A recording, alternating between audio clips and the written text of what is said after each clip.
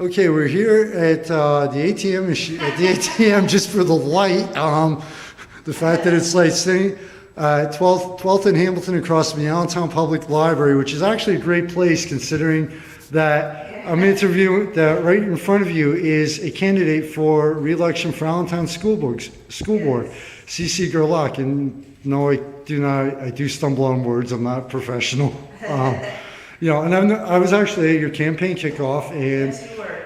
you really caught my attention because you're one of the people that right off, if you see the post on my personal page, which is not the opinion of the magazine, it's my own personal opinion, where I've actually 100%, you're one of the candidates I've backed because Allentown can be taken as, especially in Center City here, where they're trying to make it as a city for the upper class and for, the rich people for the upper income, which is great. And the city does need that to a point to revitalize it, but you're on the street level. And that's where, especially in politics, that's where you find out what people really think and what people really are concerned about, whether it's school board, the city in general, etc. Now, with as many awards as Allentown has won, as much acclaim as it's gotten, one of the things that you really don't hear the city bragging about or them winning awards for is the school system.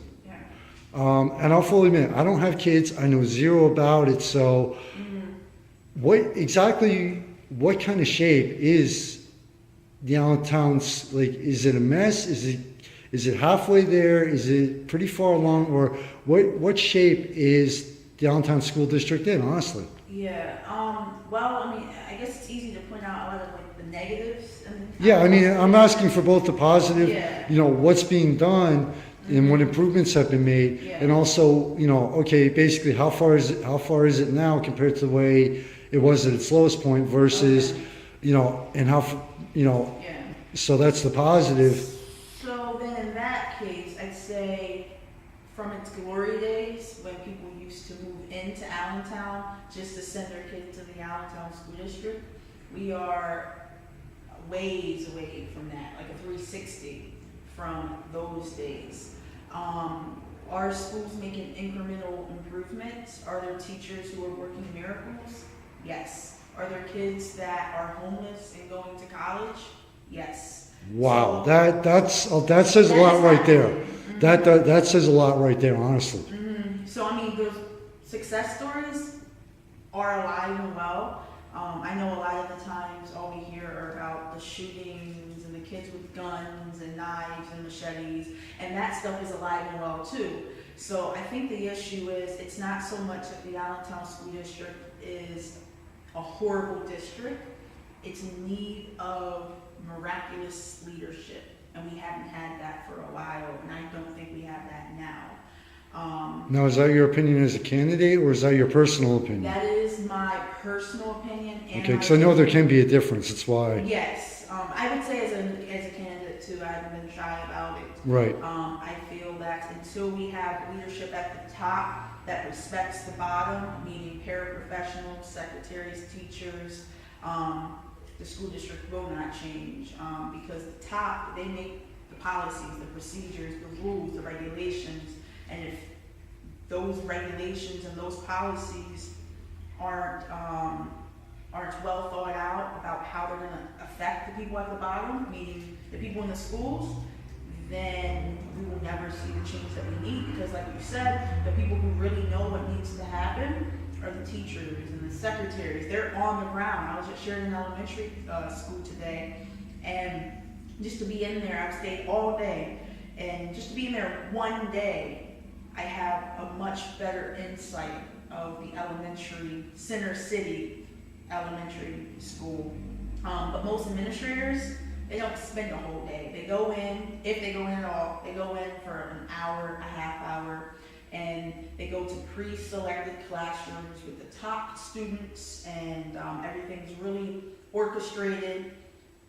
If you go in on a raw day and you don't plan it, you just kind of walk in, what you see is what I saw. I see kids who are wandering around because they don't have the mental health assistance that they need, and they're having breakdowns, and they're wandering outside the school, I see staff trying to chase the kids.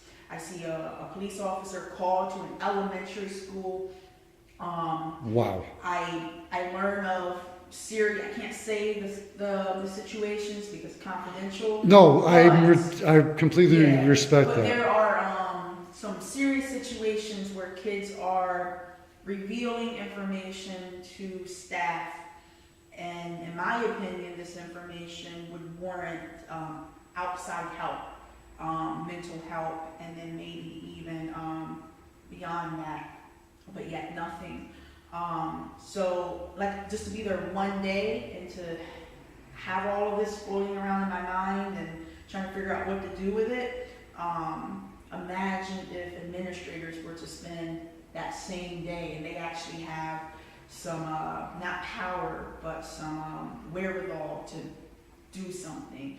All we can do as a board is bring it up for a vote, and unless I can get 4 other people to go along with me, it's like I'm speaking to the air.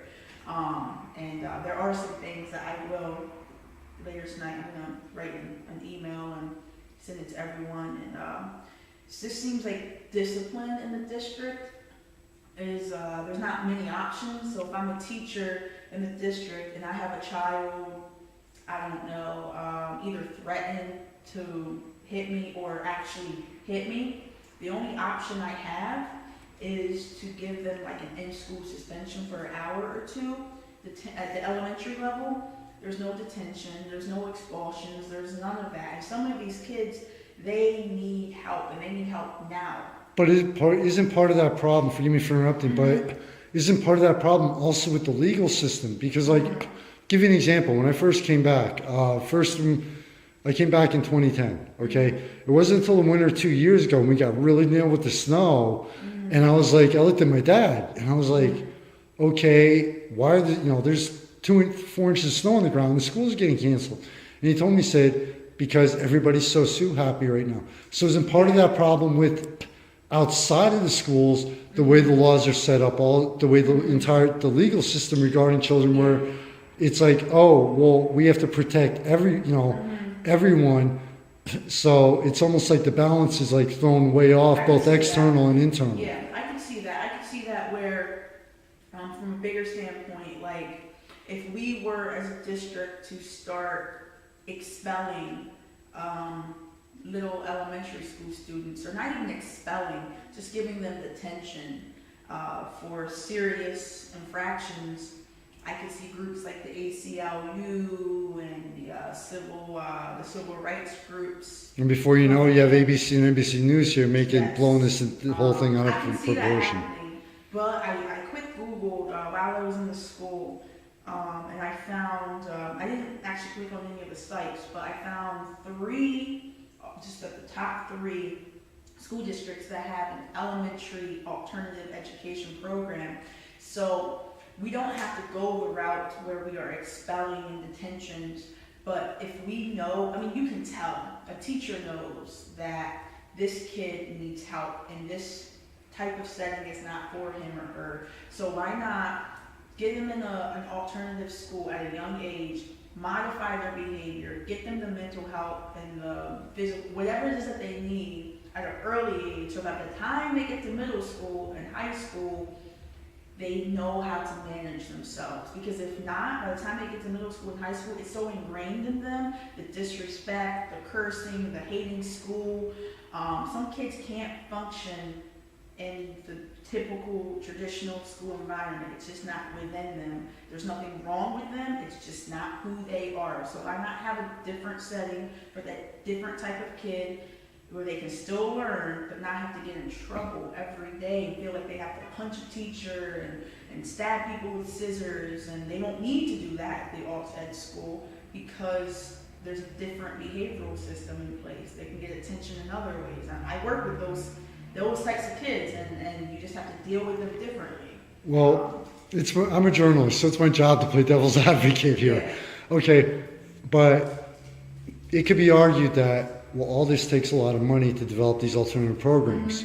Okay, so what would be some suggestions outside of trying to get the federal money and everything else, which everybody knows this country financially is pretty much a disaster right now. Right. I can remember growing up when I was a kid, what you said about, how, as far as different problems go. When I was 14, a friend of mine was murdered by her father. I didn't know how to deal with it. I started talking about suicide. I mentioned it to a teacher, and I thought it was confidential. Within hours, I was taken out of school and sent to a psychiatrist for my own protection. Okay. Also, as a kid, going back to the financial end, about having like selling flowers to get a trip, things like that.